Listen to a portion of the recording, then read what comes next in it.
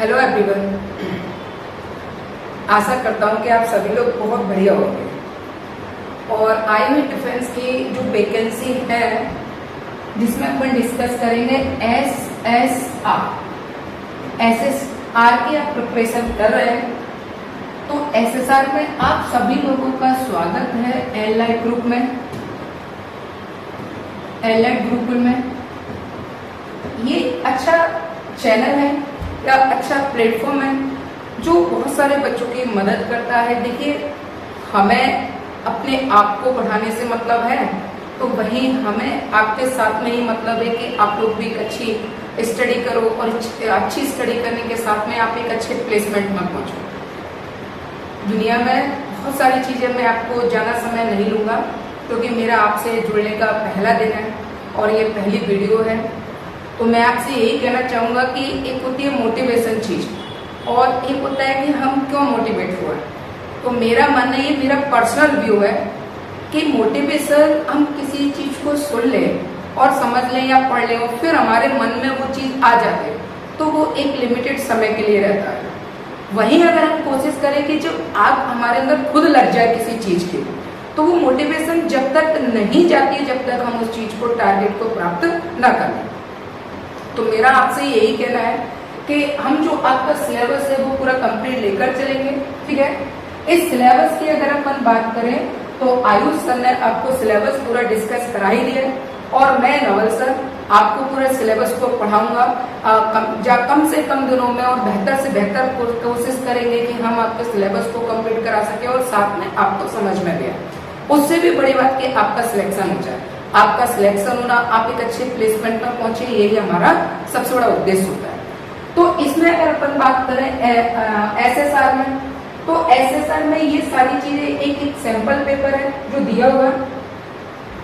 इस sample paper की अगर अपन बात करें तो ये सभी चीजें आप बहुत अच्छे से जानते हैं। इस पर हम डिस्कस नहीं करेंगे कि किस तरीके से क्यूपी जो कोड होता है, क्यूआर जो कोड होता है वो किस तरीके से भरना है, आपका रजिस्ट्रेशन नंबर क्या है या आपका रोल नंबर क्या है, आपका नाम क्या है, ये सब चीजें आपको मालूम। बहरहाल अगर अपन आगे जाते हैं तो अगर अपन बात करें एसएसआर में इंग्लिश की तो देखिए मैं आपको एक छोटा सा इंट्रोडक्शन देना चाहता हूँ।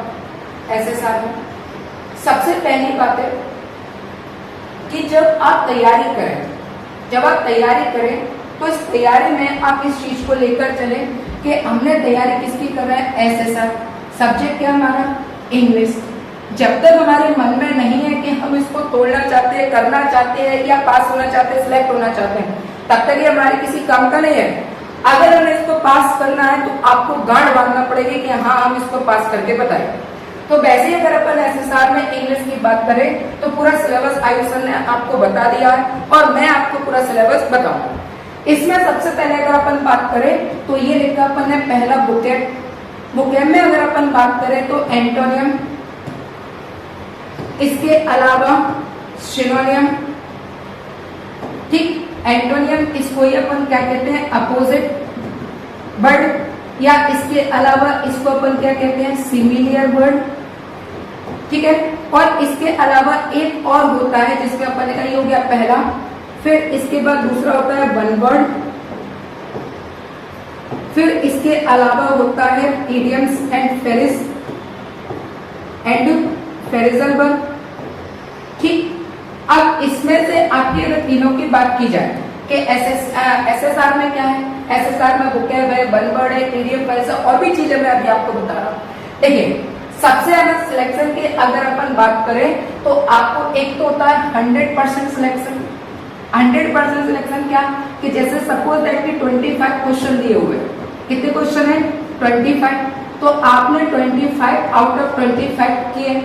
एक होता है कि हमें क्या करना है कि इसका पासिंग मार्क्स कितना जा रहा है कि कहा कि 25 में से लगभग 12 जा रहा है। तो एक कोशिश ये रहती है कि हम 12 तक क्रॉस करते बस काफी है।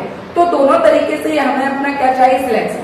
बहरहाल जो 12 पास करेगा यानी जो कट ऑफ पर जाएगा वो भी पास होगा, सिलेक्शन उसका भी होगा, और जो आउट ऑफ 25 करेगा सिलेक्शन उसका भी होगा। लेकिन हम 25 तक भी कैसे पहुंचे, या हम इवन बात करें कि 12 तक भी कैसे पहुंचे, यही तो हमारा क्वेश्चन है कि सर ये तो मालूम है कि 20 आउट ऑफ 20 एक तो होगा जो 20 आउट ऑफ 20 लेके आएगा, एक होगा 20 आउट ऑफ से कम ले आए, 12 ले आए, 13 ले आए, 14 ले आए, 15 ले आए ना, 25 की जगह पर 22 ले आए, 23 ले आए, एक तो ही होगा। सिलेक्शन हर हाल में, अगर मैंने कहा कि कट ऑफ 12 गया तो इसका मतलब अगर 12 लाने वाले का सिलेक्शन है तो 13, 14, इवन 24 भी लाएगा उसका भी सिलेक्शन है, और 25 लेके आएगा सिलेक्शन उसका। हमारी कोशिश क्या है कि जिसको कट ऑफ से ऊपर लेके आना है वो कट ऑफ से ऊपर लेकर आए, कोई दिक्कत नहीं। और जिसको ये पता है कि मुझे यहाँ तक ही जाना है, मुझे कैसे भी सिलेक्शन लाना है, हर हाल में पढ़ना आपको है, हर हाल में चीजें समझना आपको। तो यहाँ अगर vocab की, वन वर्ड की, इडियम फ्रेज की तो हम पूरी कोशिश करेंगे आपको पढ़ाने की। इसके साथ में आप भी कोशिश करना कि अच्छे से पढ़ सको और जो चीज आप कर सको वो अपने हिसाब से भी करें। फिर अब अगर अपन इसमें आगे बात करें तो आगे देखें, आगे आपका जाता है पूरा पेपर।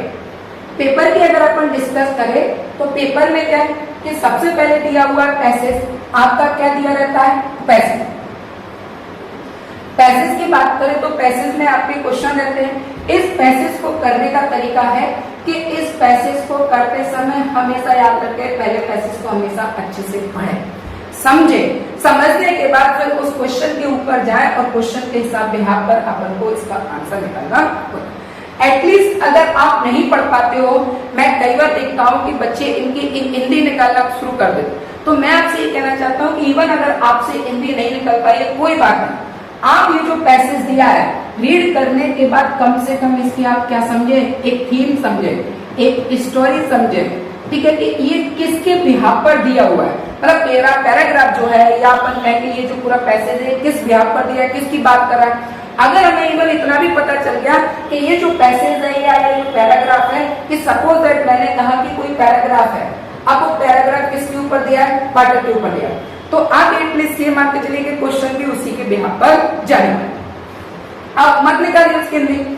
अब मत समझिए उसको कि आपको टीचर नहीं बनना है कि टीचर बन के इसका पूरा जैसा का जैसा मतलब निकाल के रख दिया, फिर इतना हमारे पास समय नहीं होता। आप उसकी क्या समझे, थीम समझे, आप उसकी क्या समझे, स्टोरी को समझे, और स्टोरी को बिहाफ पर ही आपको क्या करना होता है, क्वेश्चन। इसके बाद अगर अपन आगे बात करें कि पैसेज में रहता है कि पैसेज में देखिए क्वेश्चन रहते हैं और उसी पैसेज में आपसे पूछा जाए, ठीक है, तो यहाँ पर ये हो गया।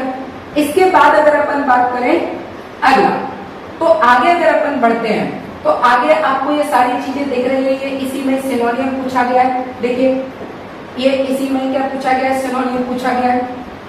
सिनोनियम को ही अपन क्या कहते हैं, सिमिलियर। एंटोनियम है क्या कहेंगे, अपोजिट। अब ये जो चीजें होती हैं, ये एक तो होता है कि हम इनको कराएं और एक होता है कि हम जितना करा रहे हैं उतना तो कर ही लीजिए, इसके साथ में आपको भी अपनी मेहनत करना चाहिए। करेक्ट ऑप्शन में रहता है कि कौन सी चीज किस तरीके से बनती है, ठीक है। इसके बाद अगर अपन बिहाफ पर बात करें तो आगे आपको देखिए, आगे अगर अपन जाते हैं तो आपको एक्टिव और पैसिव दिए हुए, बहुत सिंपल टॉपिक है और अच्छा टॉपिक है ना। ये रहा बॉयज, बॉयज में से आपके क्वेश्चन दिए हुए हैं, ये रहा 12 और 13, यानी कम से कम 2 क्वेश्चन आपके किससे पूछे जाएंगे, बॉयज से पूछे जाएंगे, और बहुत सिंपल रहता है, यानी ऐसा कुछ भी नहीं है कि ना कर पाए या समझ में ना, बहुत सिंपल है। मैं आपको इस तरीके से समझा दूंगा कि 30 दिन के अंदर आपका पूरा सिलेबस कंप्लीट हो जाएगा और साथ में आप बहुत अच्छे तरीके से करके आ सकेंगे।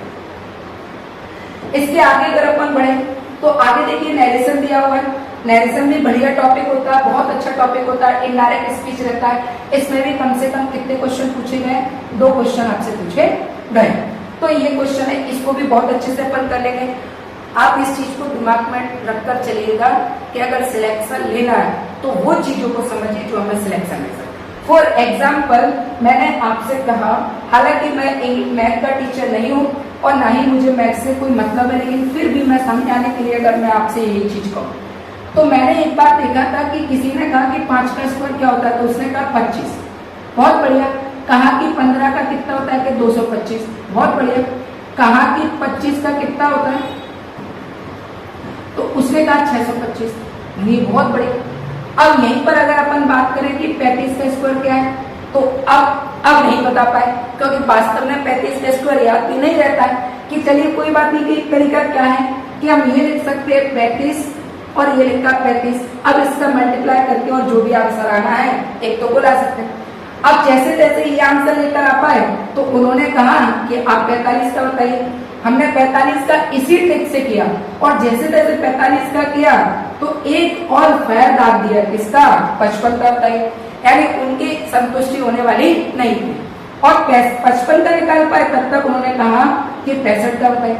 अब समस्या आ रही कि हम क्या कर रहे हैं कि 5 का गुणा 5 में कर रहे हैं, फिर इसके आगे और कर रहे हैं, यानी कुल मिला के हम मेथड पे जा रहे हैं। कुल मिला के हमने क्या कहा कि हम 35 का गुणा 35 में कर रहे हैं, 45 का गुणा 45 में कर रहे हैं, 55 का गुणा 55 में कर रहे हैं, और 65 का गुणा 65। वही क्लास में एक बच्चा बैठा हुआ था, जैसे ही टीचर बोल रहा था कि 35 का क्या होगा, उसने तुरंत रिप्लाई दिया, बोला 45 का क्या होगा। जब तक हम अपने गुणा भाग में लगे रहे तो जैसे ही टीचर कह रहे थे वैसे ही तुरंत पीछे से आवाज आ रही, सर ये आंसर होगा, सर ये आंसर होगा। 55 का पूछा, तुरंत आंसर दिया। 65 का पूछा, तुरंत आंसर दिया। तब वहां पर एक चीज हमें समझ में आई कि हम यहाँ पर ही अटके हुए।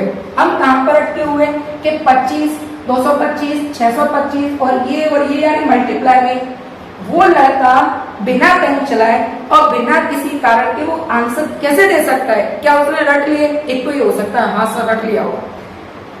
एक होती है इसके अलावा समझ, एक इसके अलावा क्या होती है, समझ। जिसको सिलेक्शन चाहिए वो सिलेबस से जाना इस चीज पर विश्वास करता है कि मुझे सिलेक्शन चाहिए तो सिलेबस जो भी होगा वो एक तरफ है, लेकिन मुझे बिहाफ पर चलना है कि मैं कैसे भी करके सिलेक्शन को कंप्लीट करूं। अब जब हमने पूछा कि सर कैसे हो रहा है, तो बहुत ही अच्छी ट्रिक इसमें बताई कि 25 के स्क्वायर में यानी 5 में जब भी आएगा तो 5 तो रहेगा, यानी उसका कितना होगा, 25 होगा। बहुत बढ़िया। अब इसके आगे जो 4 लिखा हुआ है, इस 4 का आगे की एक संख्या में भाग दे दो।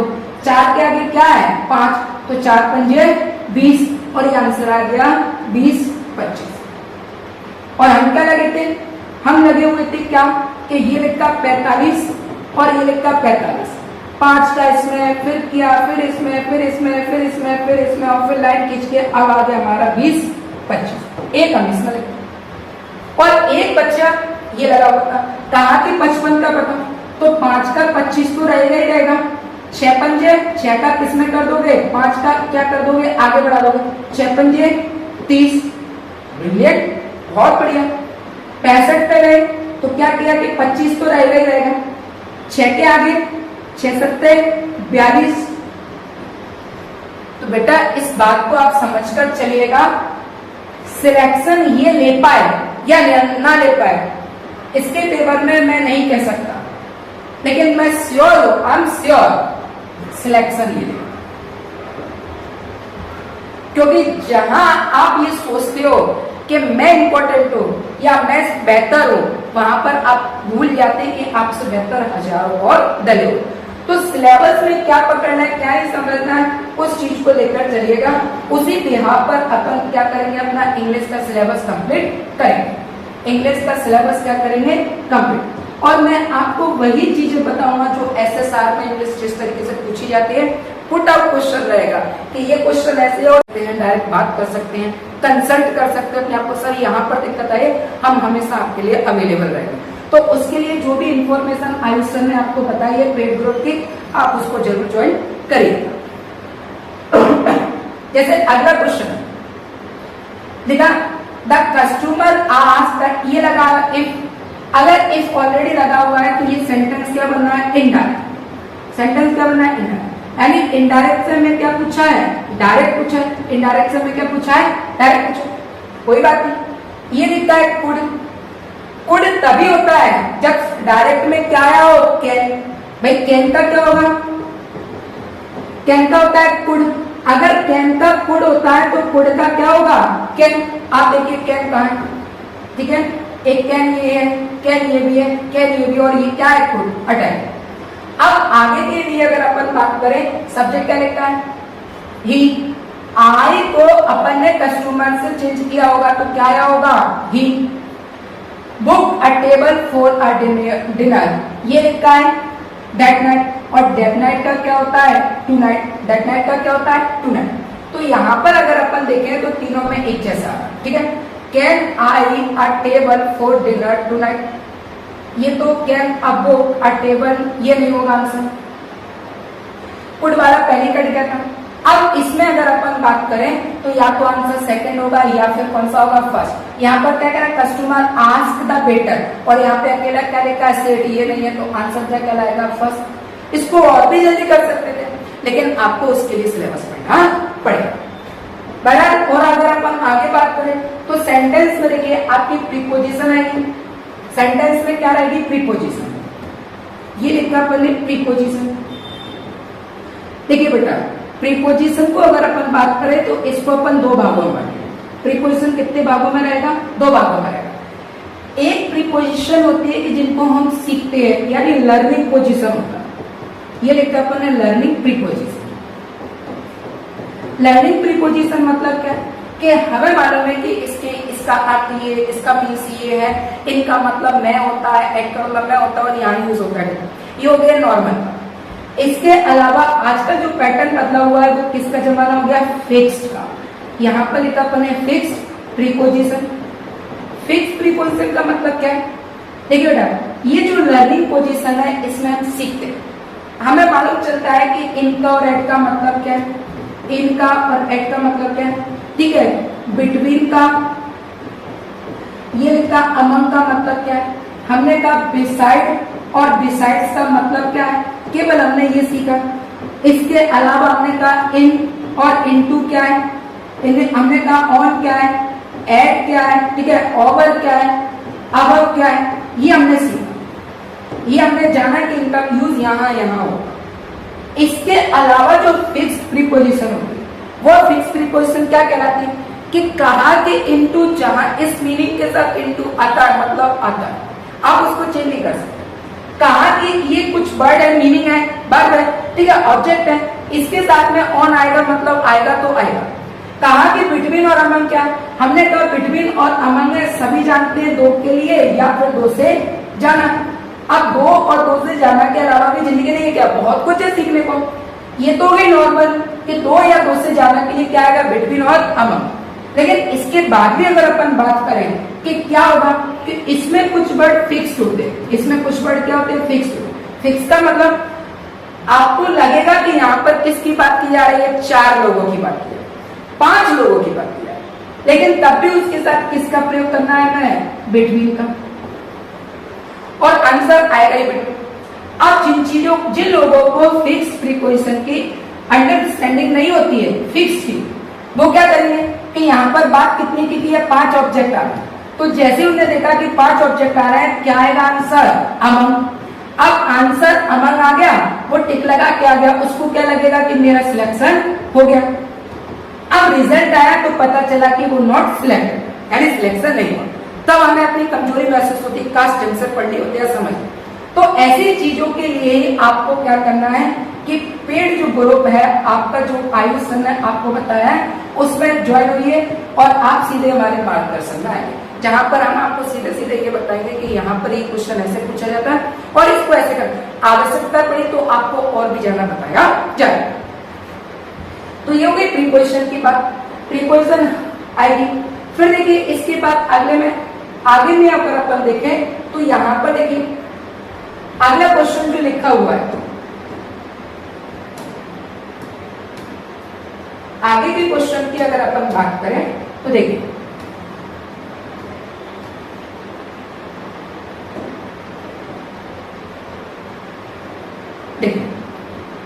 यहां अगर अपन बात करें to gold jewellery sets were given to, अब यहां पर ये किसका आ गया, ऑब्जेक्ट आ रहा है।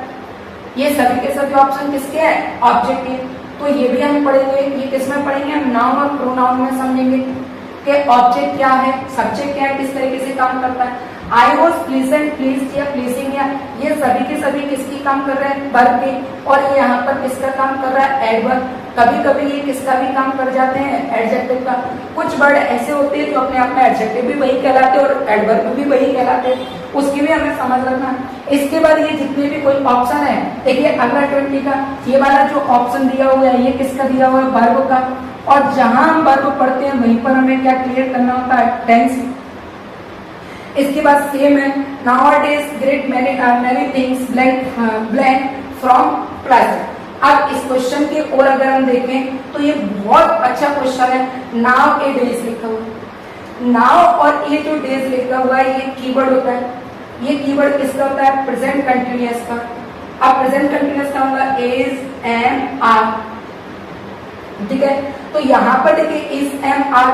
अब ये किसका काम कर रहा है कि इज, एम, आर के साथ यहाँ पर ये किसका काम कर रहा है, पैसिव का। तो पैसिव के साथ वर्ब की कौन सी फॉर्म, थर्ड फॉर्म। तो अकेला मेड नहीं आएगा, आर के साथ बीइंग लगता है लेकिन वर्ब की थर्ड फॉर्म नहीं दे रहा है, तो ये ऑप्शन नहीं होगा। आर मेड अकेला लिखा और इज मेड लिखा है, तो ये हो गया प्लूरल और ये हो गया सिंगुलर। अब ये आपके प्लूरल में रहेगा या किस में रहेगा, नाउ अडेज अ ग्रेट मैनी थिंग्स। किसकी बात कर रहे हैं, ग्रेट मैनी थिंग्स की। और ये कैसा बनना है, प्लूरल। तो आंसर क्या रहेगा, आर मेड। क्या रहेगा, आर मेड। तो एक तरीके से क्वेश्चन किसका है, पैसिव वॉइस का। क्वेश्चन किसका है, पैसिव का। लेकिन पूछ किस पे हाथ पर लिया, वर्ब की अंडरस्टैंडिंग पर। तो ये सभी के सभी आपको चीजें समझाई जाए। इसके बाद article, article plus determiners. Article भी आपको मालूम है बहुत अच्छे से कि आर्टिकल जो आपसे पूछे जाते हैं आपको सब बहुत अच्छे से मालूम है कि आर्टिकल क्या होता है, बहुत टाइम से आप पढ़ रहे हैं। अब ये जमाना गया कि आपसे अगर कोई पूछे कि एमएलए के पहले क्या आएगा तो क्या आएगा, एन आएगा। अगर लिखा कि एनसीसी के पहले क्या आएगा, एन आएगा। ये लिखा अम्ब्रेला और आपने कहा कि सर एन आएगा, ठीक है। आपने लिखा यूनिवर्सिटी, अब ये यूनिवर्सिटी के सर पहले क्या आएगा, ए आएगा। कहा कि इसमें और इसमें क्या डिफरेंस है, हालांकि आपको पूरा डिफरेंस बताया जाएगा, लेकिन फिर भी जहां तक मेरा मानना है सिलेक्शन इस तक सीमित नहीं है, सिलेक्शन बहुत आगे पहुंच चुका। क्यों पहुंच चुका, एक अनार 100 बीमार। जहां पर अगर अपन बात करें कि जगह आई है एक, उस सिलेक्शन को लेने के लिए कितने हैं, 100। क्या लगता है कि वो आपको ये चीज देगा? मैं मानता हूं कि अगर ये 100 बच्चे पेपर दे रहे हैं और एक प्लेसमेंट है तो इस क्वेश्चन को करने के लिए मुझे लगता है लगभग, जहां तक मेरा अंदाजा है, 100 के 100 ही स्टूडेंट इसको सही करते हैं। तो क्या सिलेक्शन 100 के 100 को दे दिया जाएगा? नहीं, सिलेक्शन दिया जाएगा किसी एक को। तो वो क्या करते हैं कि ये यहाँ पर 100 है और यहाँ पर कितना, 1। तो इसके कंपैरिजन को लेने के लिए वो क्या करते हैं, किसी चीज को टफ करते हैं, पेपर बनाते हैं। और पेपर इस तरीके से सिलेक्ट करते हैं कि करने वाला कर पाए और ना करने वाला भ्रम में रहे, मिराज में रहे, वो परेशान होता रहे कि यहाँ उसको लगेगा कि मैं क्वेश्चन कर रहा हूं। तो यहाँ पर इसकी भी जानकारी आपको मिलेगी कि आर्टिकल ए एंड दा का यूज कहाँ होता है, किस तरीके से। साथ में आपको प्रोवाइड कराया जाएगा जो फिक्स्ड होते हैं, फिक्स्ड आर्टिकल। जो आर्टिकल फिक्स्ड होते हैं मैं ज्यादातर आपको वही समझाऊंगा क्योंकि एग्जाम में वहीं से पूछा जाए। जिस तरीके से फिक्स्ड आर्टिकल पूछे जाते हैं उसी के बिहार पर फिक्स्ड प्रीपोजिशन भी, ज्यादातर चीजें फिक्स्ड भी होती है जो हमको समझ, और उसके लिए आपको मैं बता ही चुका हूं कि आपको क्या करना है। इसके बाद लिखा है आई ही वॉज बैक। अब देखिए जैसे ये क्वेश्चन लिखा हुआ है 24, आपने कहा कि सर ये 24 क्वेश्चन है कि फिक्स्ड का मतलब क्या है। देखिए फिक्स्ड का मतलब ये कि अगर आपको मीनिंग मिल जाए बैक्स, अब चाहे इसके वर्ब की फर्स्ट फॉर्म बने V1 S या ES बने या V2 बने या V3 बने, हमें इससे कोई मतलब, लेकिन हमें इतना मालूम है कि इस बैक्स के साथ हमेशा प्रीपोजिशन वर्ड क्या आता है, एट। ये रहा एट और आंसर। कितना टाइम लगा, टाइम लगा क्या? तो वैसे ही समझिए कि आपके मार्गदर्शन के लिए और आपके सिलेक्शन के लिए हमारी टीम हमेशा आपके लिए तत्पर है और हमेशा आपकी कोशिश करेंगे कि आपके लिए बहुत अच्छे से अच्छा पढ़ाया जाए और आप अपने सिलेक्शन तक पहुंच सकें। अब ऐसी चीजों का एक और बेनिफिट होता है, वो बेनिफिट क्या होता है कि जब हम इस तरीके की चीजें देखते हैं तो हम जब क्वेश्चन को करते हैं तो उस क्वेश्चन को करने से